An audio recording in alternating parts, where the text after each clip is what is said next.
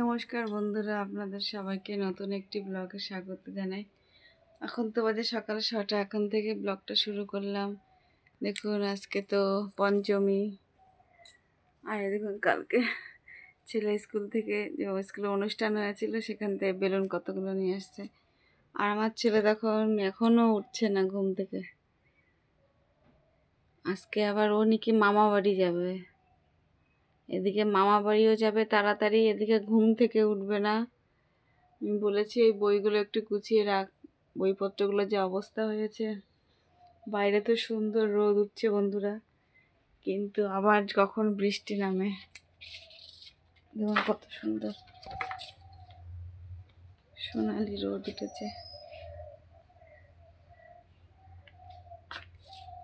আমি সকালে সবে উঠলাম, উঠে এখন এই যে ঘরটা ঝাড় দেবো, তারপরে কাজকর্ম আছে, রান্না করতে হবে। দেখুন উঠে পর, তাড়াতাড়ি উঠে পর। এখন এই ঘরটার গোছাতে হবে, তারপরে যেতে হবে, তারপরে আবার রান্না করব কি কে জানে।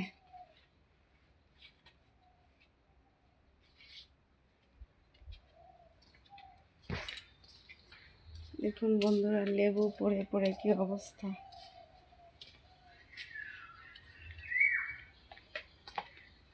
আমার ছেলের পুকুরটা দেখুন।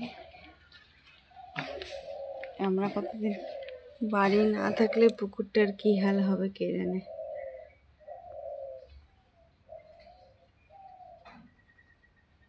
এখন অনেক মাছ আছে কিন্তু।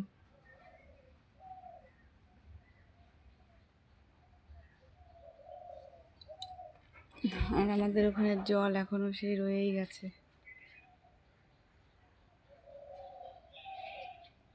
এখন এই উঠোন টুঠোন সব ঝাড় দেবো, তারপরে সকালে উঠে রান্না বান্না করতে হবে। আবার একটু ওষুধ আনতে যেতে হবে, না হলে তো আবার যাওয়া যাবে না বেড়াতে। তা আমার ছেলে তো খুব এক্সাইটেড, পুজোর সময় ঘুরতে যাবে। তো আপনারা সবাই কে কোথায় ঘুরতে যাচ্ছেন সে কমেন্ট করে জানাবেন। আর ও দেখুন এখনও উঠছে না, তাহলে ও কখন মামা বাড়ি যাবে। এই বইগুলো একটু গোছানোর কথা বলেছে আমি। পাল মামা বাড়ি গিয়ে কী করবি? ঠাকুর দেখবো, আরেকটা বন্দুক কিনবো। কটা ঠাকুর দেখবি? কটা ঠাকুর দেখবি? অনেকগুলো। হেঁটে হেঁটে দেখতে পারবি তো? হ্যাঁ। বন্ধুরা, বনগাঁতে তো আপনারা অনেকেই জানেন ঠাকুর দেখতে গেলে পরে আর কিছু টোটো, অটো, টোটো, ভ্যান তো আর যেতে যায় না, এত পরিমাণে ভিড় হয়, তখন তো হেঁটে হেঁটেই দেখতে হয়। এটাই হচ্ছে। আর দেখুন ছেলেটা আবার কাশি তো একটুখানি কমেছে আগের থেকে। তো ও তো এখন মামা বাড়ি যাবে আজকে বলে খুব এক্সাইটেড।